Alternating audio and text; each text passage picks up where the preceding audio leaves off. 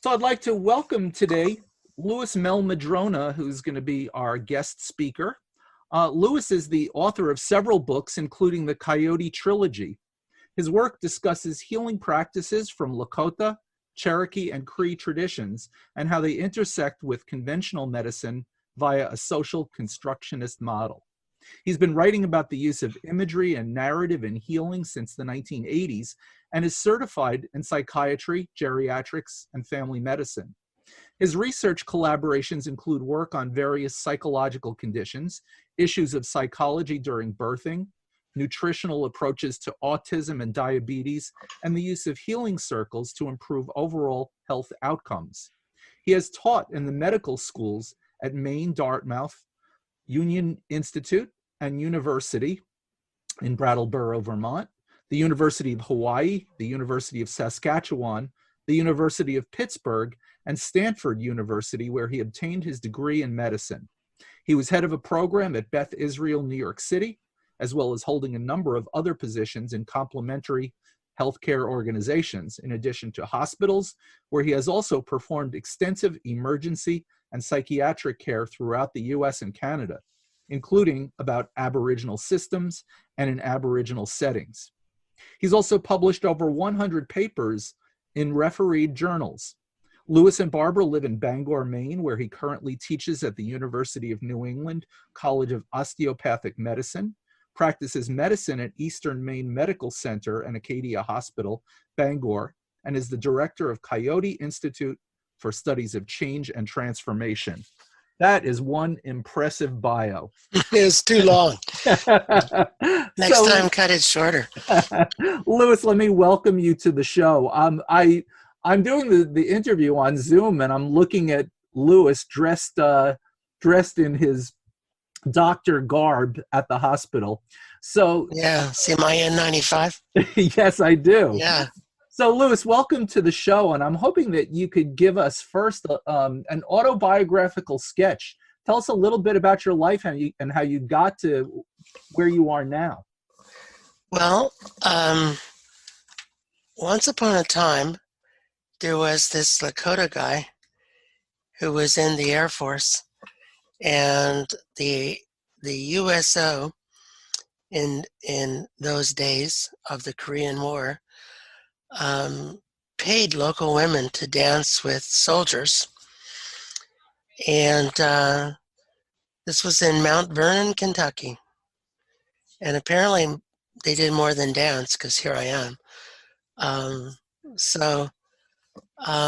My dad, his name was Frank, and he was from Pine Ridge Reservation.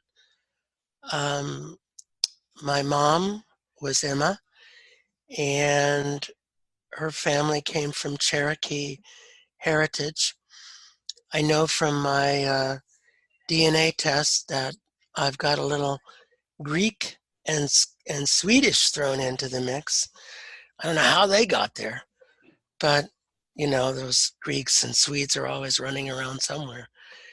And so anyway, I grew up in southeastern Kentucky, not too far from the home of Loretta Lynn, near Hell for Certain Creek, although we called it Crick in those days, and not too far from Rabbit Hollow, Harlem, Hazard, all those colorful places that are better off heard about and not visited. So those were my origins, and my mother is the real hero, really, of my life, because she got us out of Kentucky. Well, not only that, but she protected me from the social workers, because in those days, social workers were quick to nab Indian babies. And, she married a guy. My father and her didn't work out. And she married a Cherokee guy, Louis Eugene McKinley, and before I was born. So I started life as Louis Eugene McKinley Jr. And I always thought he was my dad until much later in life. And So I grew up in Cherokee culture, somewhat vitiated, but still spiritually present. My grandfather was a very serious Cherokee man, though he and I were not blood related. He married my grandmother after my mother was born, but he and she had the philosophy and the ways of thinking. And luckily, my mother got to go to Berea College for free because it was free for Appalachian youth. And she quiltered her way through school and became a teacher. Her first job was at Crab Orchard High School. And her dream was to get us to Ohio. And she did. She got us to what's affectionately known as Hamilton, Ohio, which has more Kentuckians than Ohioans in its midst, and is next door to Middletown, Ohio, about which a book was written about all the Kentucky people who came up there to work in the steel mill. So anyway, I got out of Kentucky, and my grandmother made it to the third grade. My mother got her teaching degree, and I went to medical school. So, I really credit my mom for making that all possible. And I was a bit strange as a high school college student. I was nowadays that would have probably been labeled, but luckily they didn't have labels in those days. And so I I just you know thought, well, I either want to be a neurosurgeon, a minister, or an astrophysicist. Those are those are my choices. And you know, I thought, well, you know, doctors are kind of like ministers who do biology, so maybe I'll do that because I liked biology, and I didn't think astrophysics at the present time had a lot of biology. So I went to Indiana University, and I had this strange idea: why bother with pre-med? Why not just take medical courses? So that's what I did, and I graduated with a degree in biophysical chemistry. And it was really funny because I came from poverty, I got my application fees were waived, for medical school. So I applied to 30 schools, which was really funny. And I was a resident of Ohio, technically. So I got turned down at University of Cincinnati, Ohio State University, Medical College of Ohio at Toledo, Case Western University, and somewhere else in Ohio. But I did get into Stanford, Yale, and Harvard. so, so I decided to go to Stanford because it had the prettiest campus. And it also had the most liberal curriculum. And so anyway, that was the start of my medical career. And I I started residency at the University of Wisconsin in family medicine, and I eventually finished at the University of Vermont in Burlington, Vermont. And really, my I'd always been connected with indigenous culture, and I didn't really think a lot about it in college. It was just a part of me, and I was just trying to, do well and get into medical school. But at Stanford, I was at a lecture, and I remember very well the professor who discovered the metabolic syndrome, he looked at us and he said, "Boys, life is a relentless progression toward death, disease, and decay. The job of the physician is to slow the rate of decline." And that actually kind of freaked me out. I thought, it definitely wasn't a Cherokee belief. My great grandmother always said that you should, that you should die healthy so that you could party on the other side with all your relatives.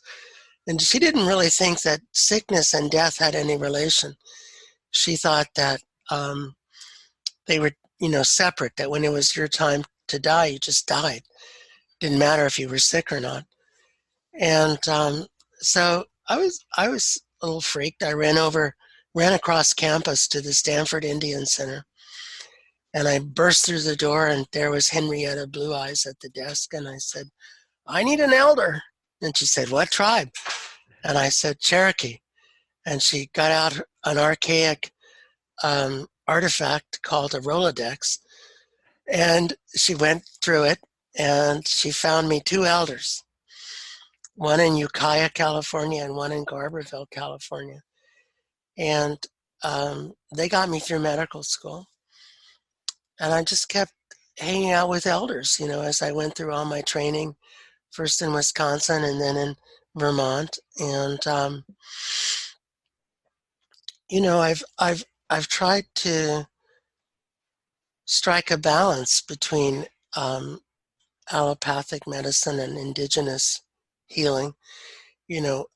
Albert Marshall talks about two-eyed seeing. He's a Mi'kmaq elder from Cape Breton, Sydney, Nova Scotia. And his idea of two-eyed seeing is really spread across Canada. And it's not so prominent maybe in the United States, but it's spread into Australia and New Zealand. And it's really the idea that there's more than one way to look at something. And I think that looking at things with indigenous eyes is important. Sometimes looking at things with biomedical eyes is important. You can't solve all problems with indigenous healing, but you can't solve all problems with biomedicine either. And so we need multiple perspectives in order to help people. And really that's been what my career, my life has been about, is creating bridges between biomedicine and indigenous medicine, which I think is the original biopsychosocial spiritual approach to health and well-being. And I don't know that biomedicine has been very interested in building bridges, but I keep trying and writing papers and writing books and trying to explain, indigenous knowledge to academic and medical audiences, and trying to be sure that indigenous people are getting good biomedical care, which is what one of the things that I'm about in Maine. And here in Maine, I work as a consultant for the 5 tribes in Maine for especially for opiate use disorder treatment, but also I'm working on a grant to try and keep people out of the psychiatric hospital. And these are all things that seem really exciting to me. So that's my career, my life, in a 15-minute nutshell. I've got one more question before we close this part, and that is, if you were able to speak to conventional Western medicine in general, and you were able to just address them and tell them what you thought indigenous medicine could offer to them and to their patients, how would you describe that in a nutshell in everyday language? Well, they already they already have a model that they can look at which was Engel's psychobiosocial model, to which I would add spirituality. And that, in essence, that's the wisdom of the four directions. And so, so what I would say to them is, look, this move toward exclusive biomedicine and this abandonment of the psychobiosocial spiritual, or the psychosocial and spiritual, was a wrong turn. And it's not really working out all that well. And it's time to get back to our roots, and indigenous wisdom is one source. William Osler is another source.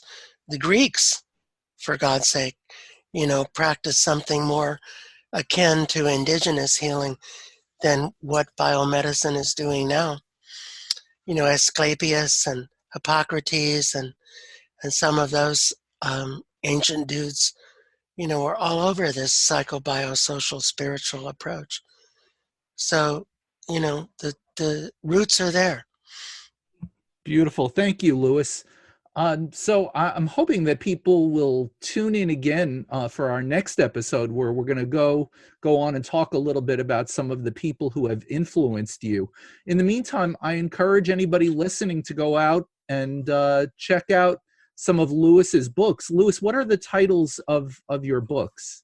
Well, there's Coyote Medicine, Coyote Healing, Coyote Wisdom, and then there's Narrative Medicine, Healing the Mind Through the Power of Story, the subtitle being Narrative Psychiatry.